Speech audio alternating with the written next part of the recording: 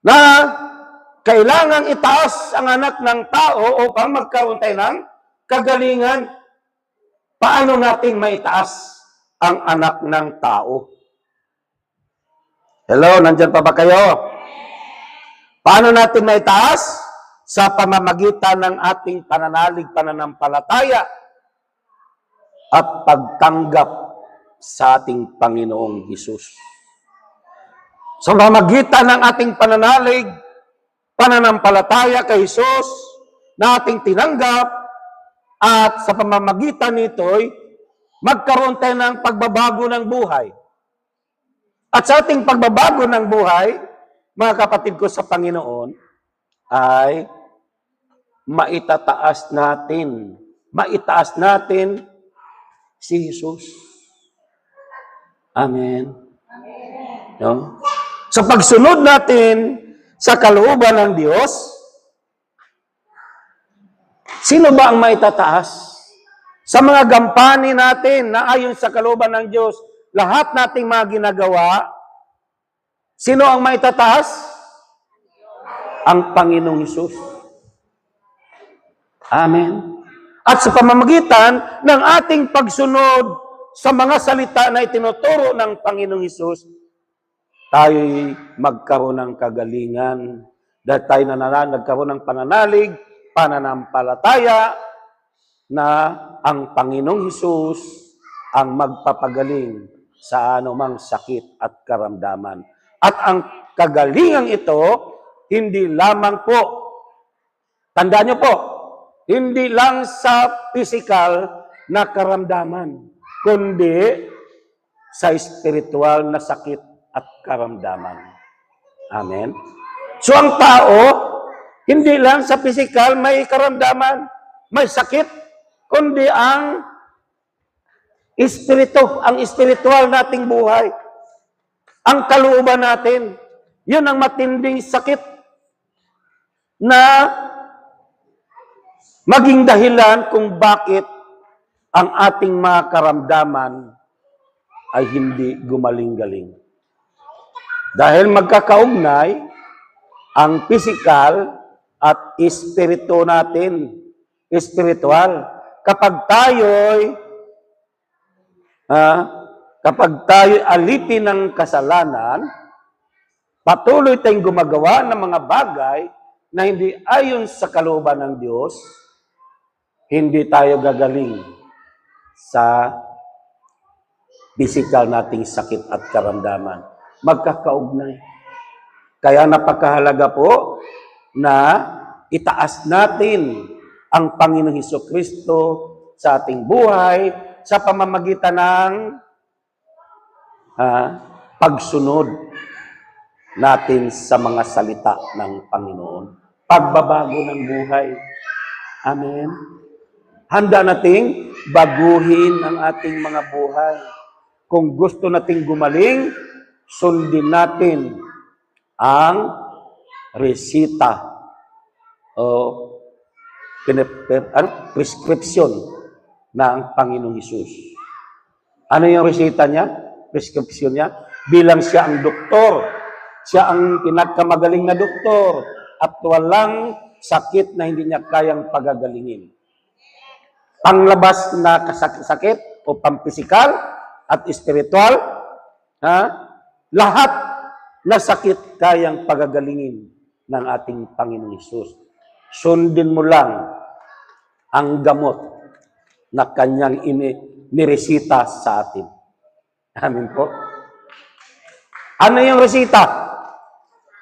Yung mga utos niya. Yung mga sinasabi niya na dapat nating sundin o ganapin sa ating mga buhay. Amen? So yun po. Magkaroon tayo ng kagalingan kapag sinunod natin. Kapag hindi tayo marunong sumunod, hindi tayo gagaling. Hindi natin maitataas o hindi natin masabing itinaas mo si Kristo, ang anak ng tao, sa buhay mo kung hindi tayo nagbabago ng uri ng pamumuhay.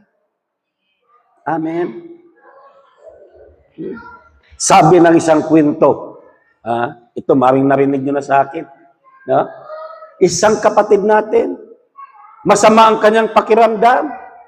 Di niya malaman kung ano ang kanyang sakit. Kaya nagpa-check up sa doktor. Pagdating doon sa doktor, ang sabi ng doktor, simple lang, hindi naman ganong malala ang sakit mo. Ano po ang sakit ko, Dok? Mataas lang ang kolesterol mo. Kaya, ito lang dapat mong gawin. Inumin mo ang gamot na ito ng 3 beses sa isang araw.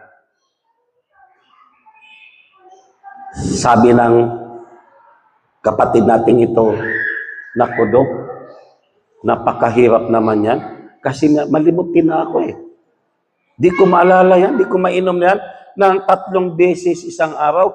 Mahirap kong magawa yan kasi medyo malimutin na ako, Dok. Sabi naman ng doktor, ito na lang gawin mo.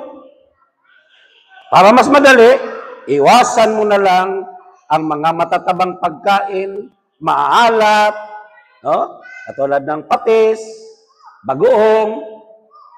Sabi naman ng ating kapatid na ito, naku Dok naman, paborito ko yung sausawang patis eh. May sili, lalo na pagka sinigang na baboy. No? Naku Dok, hindi ko rin masunod dyan. Sabi ng doktor, ganun ba? Ito na lang. Kung di mo kayang sundin yan, ito. Gumising ka ng alas 5 ng madaling araw, mag-exercise ka upang lumabas yung mga mantika mo, yung kolesterol mo sa iyong katawan sa pamagitan ng pagpapawis. Mag-jogging-jogging ka, magpapawis ka. Ang sagot ng ating kapatid na ito, naku Dok, ang sarap pa ng tulog ko niyan alas 5. Di ko magagawa yan. Sabi ng doktor, ganun ba? Teka po. Hindi. May tatawagan lang po ako. Tumawag. Hello, Padre. Yung kaibigan pala ng doktor, may-ari ng puninarya, sabi ganun, maghanda ka ng isang ataol dyan. Malapit na itong pasyente ko kasi hindi marunong sumunod sa anumang ipinagagawa ko. Yung resita na ipinapagawa ko sa kanya na dapat niyang sundin, hindi niya kayang sundin, kaya malamang hindi na ito magtatagal. Ipaghanda mo na ito ng ataol. Hallelujah. Totoo po yun. Kung hindi tayo marunong sumunod sa mga sinasabi sa atin ng doktor dito, hindi tayo marunong mag-adjust, at ganoon din, sa inakamagaling na doktor, walang ibang ating Panginoon Hesus, patay din tayo. Hindi natin makamit ang kagalingan. At pag hindi natin makamit ang kagalingan, sa ating buong pagkatao, physically and spiritually, ang bagsak natin ay sa impyerno. Hello?